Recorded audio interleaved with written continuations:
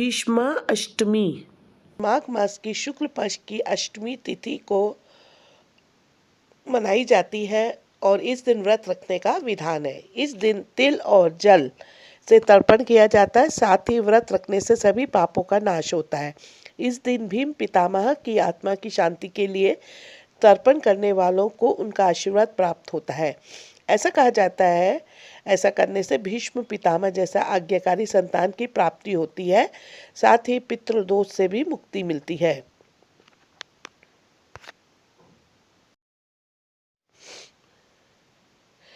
माघ मास में शुक्ल पक्ष की अष्टमी तिथि को ही भीष्म पितामह ने अपने शरीर त्यागने के लिए चुना था। इस दिन को भीम अष्टमी के रूप में जाना जाता है। यह तिथि पितामह भीष्म की पुण्य तिथि है। भीष्म पितामह को इच्छा मृत्यु का वरदान प्राप्त था। माघ शुक्ल अष्टमी को उन्होंने मृत्यु के लिए इसलिए चुना कि इस समय सूर्यदेव उत्तर दिशा यानी कि उत्तरायण में आने लगते हैं। भगवान सूर्यदेव दक्षिण दिशा में 6 माह के लिए चले जाते हैं। इस दौरान कोई भी शुभ कार्य नहीं किया जाता है। जब तक सूर्यदेव उत्तर दिशा में वापस नहीं जाने लगते तब तक हर शुभ कार्य को स्थगित कर दिया जाता है।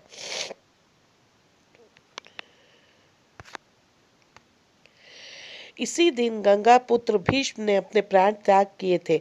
इस दिन जहां एक और व्रत रखने का महत्व है, वहीं दूसरी ओर इस दिन भीष्म की आत्मा की शांति के लिए तिल के जल से तर्पण भी किया जाता है। धार्मिक मान्यताओं के अनुसार भीष्म अष्टमी का दिन पितृदोष को समाप्त करने का उत्तम दिन माना जाता है। साथ ही योग्य संतान प्राप्ति के लिए व्रत भी किया जाता है। जो दाम्पत्य संतान विहीन है उन्हें इस व्रत को करने से लाभ मिलता है। भीष्म पितामह के आशीर्वाद से अच्छे चरित्र और आज्ञाकारी संतान की प्राप्ति होती है। इस बार भीष्म अष्टमी 8 फरवरी दिन जो है वो मंगलवार को मनाई जाएगी। भीष्म की इच्छा मृत्यु का वरदान प्राप्त था। महाभारत के युद्ध में अत्यंत घायल होने के बाद भी भीष्म पितामह ने अपने वरदान के बल पर अपने शरीर का त्याग नहीं किया। पितामह ने अपने शरीर को त्यागने के लिए माघ शुक्ल अष्टमी का दिन चुना, क्योंकि इस समय तक सूर्यदेव उत्तर की ओर प्रस्थान करने लगे थे। उन्होंने इसी दिन को अपने मृत्यु के लिए चुना था, इसलिए इस दिन व्रत रखा जाता है। भीष्म अष्टमी का उत्सव देश के विभिन्न क्षेत्रों में बहुत ही उल्लास के साथ मनाया जाता है। खासतौर पर इस दिन भगवान विष्णु के मंदिरों में भीष्म पितामह के सम्मान में भव्य उत्सव का आयोजन किया जाता है। आइए दोस्तों, अब हम आपको बताते हैं कि भीमा अष्टमी तिथि, मुहूर्त और पूजा विधि के बारे में। तो भीमा अष्टमी तिथि जो है, अष्टमी तिथि आरंभ होगी 8 फरवरी मंगलवार प्रातः 6:15 से। अष्टमी तिथि समाप्त होगी 9 फरवरी बुधवार को प्रातः 8:30 पर। शुभ मुहूर्त देखा जाए तो भीष्म अष्टमी का मुहूर्त है प्रातः 11:19 से दोपहर 1:42 तक। अब मैं आपको इनका पूजा विधि बताती हूँ, किस तरह से हमें इनकी पूजा करनी चाहिए इस दिन। तो भीमा अष्टमी के दिन किसी भी पवित्र नदी में स्नान करना चाहिए और बिना सिले वस्त्र धारण करने चाहिए, यानी कि धोती कुर्ता या गमछा धोती पहनना चाहिए। इसके बाद दाहिने कंधे पर जनेऊ धारण करें। यदि आप जनेऊ धारण नहीं कर सकते तो दाहिने कंधे पर गमछा जरूर रखें। दाहिने कंधे पर गमछा रखने के बाद हाथ में तिल और जल ले और दक्षिण की ओर मुख कर ले और फिर मंत्रों के जाप के बाद तिल और जल के अंगूठे और तर्जनी उंगली के मध्य भाग में होते हुए पात्र पर छोड़े। इसके बाद जनेऊ या फिर गमछे को बाएं कंधे पर डाल लें और गंगा पुत्र भीष्म को अर्घ दें। भीष्म पिता का नाम लेते हुए सूर्य को जल दे सकते हैं या फिर दक्षिण मुखी होकर भी आप किसी वट वृक्ष में भी जल चढ़ा सकते हैं। जो दोस्तों जल आपका तर्पण किया जा रहा है तो इस बात का ध्यान रखें कि वो किसी पवित्र वृक्ष या बरगद के पेड़ पर ही चढ़ा। अंत में हाथ जोड़कर भीष्म पितामह को प्रणाम करें और अपने पितरों को भी प्रणाम करें।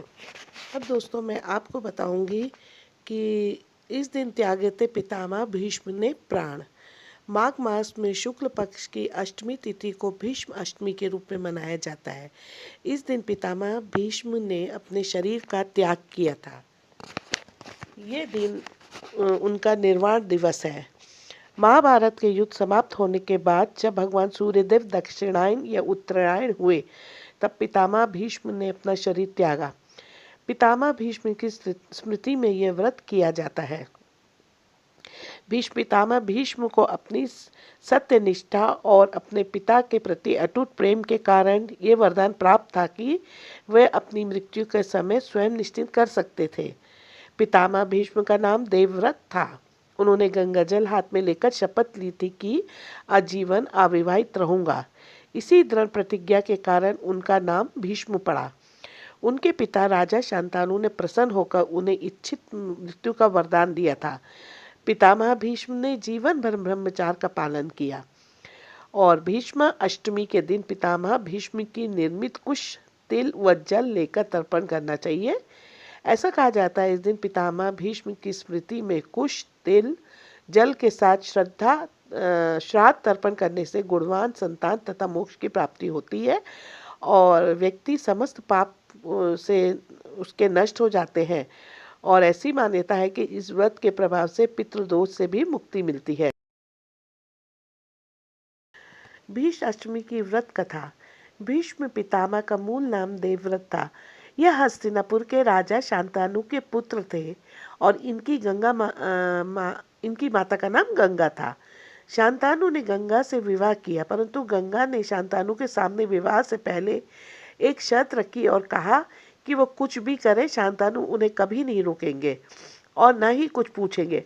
अगर उन्होंने ऐसा करा तो वो शांतनु को छोड़कर हमेशा के लिए चली जाएंगी। हस्तिनापुर नरेश शांतनु ने गंगा माँ की शर्त को मंजूर कर लिया। विवाह के बाद गंगा ने एक पुत्र को जन्म दिया, परंतु जन्म लेने के बाद ही दोस्तों गंगा ने अपने पुत्र को जल में डुबो दिया। इस प्रकार गंगा ने गंगा माता के 7 पुत्र हुए थे और उन्होंने 7 पुत्रों को जल में डुबो दिया।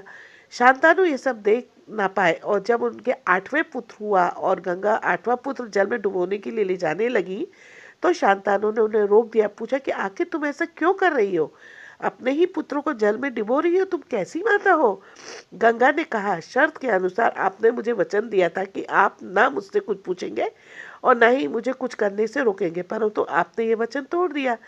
लेकिन मैं जाने से पहले आपको बता ही देती हूँ कि आपका ये पुत्र वसु थे, कि आपके ये जो पुत्र थे वो वसु थे और उन्होंने श्राप के कारण मृत्यु लोक में जन्म लिया, जिन्हें मैंने मुक्ति दिलाई, परंतु 8वें वसु के भाग में अभी दुख भोगना लिखा है।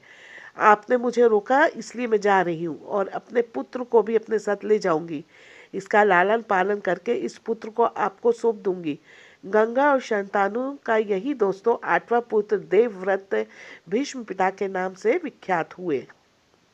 प्रारंभिक शिक्षा पूरी कराने के पश्चात गंगा ने देवव्रत को महाराज शांतनु को वापस लौटा दिया। शांतनु ने देवव्रत को हस्तिनापुर का युवराज घोषित किया। कुछ समय बाद महाराजा शांतनु सत्यवती नामक एक युवती पर मोहित हो गए और उन्होंने सत्यवती से विवाह करने की इच्छा प्रकट की, परंतु सत्यवती के पिता ने शांतनु से वचन मांगा कि सत्यवती का ज्येष्ठ पुत्र हस्तिनापुर का उत्तराधिकारी होगा। शांतनु ने सत्यवती के पिता को ऐसे कोई भी वचन न दिया और अपने महल वापस आ गए।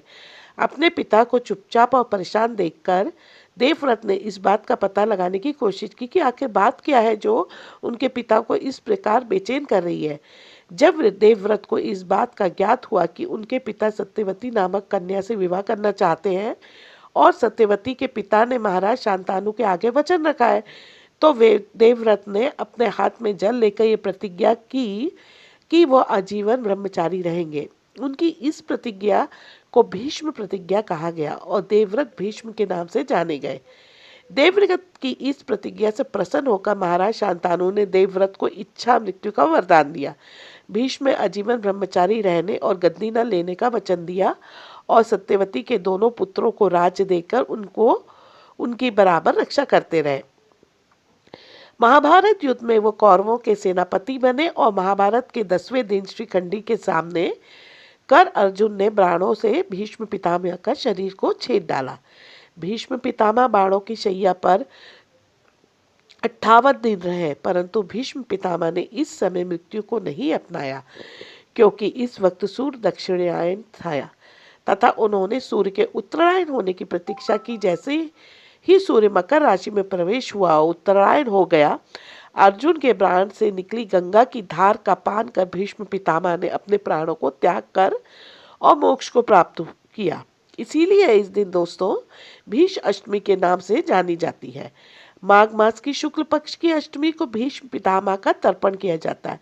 मृत आत्माओं की शांति के लिए इस दिन पूजा करनी चाहिए, क्योंकि यह दिन बहुत ही उत्तम माना गया है, जिससे पितृदोष समाप्त हो जाते हैं। भीष्म पितामह जी का व्रत पितृदोष से मुक्ति और संतान प्राप्ति के लिए बहुत महत्व रखता है। इस दिन पवित्र नदी में स्नान दान करने से पुण्य प्राप्त होता है। इस दिन जल में खड़े होकर सूर्य को अर्घ देना चाहिए।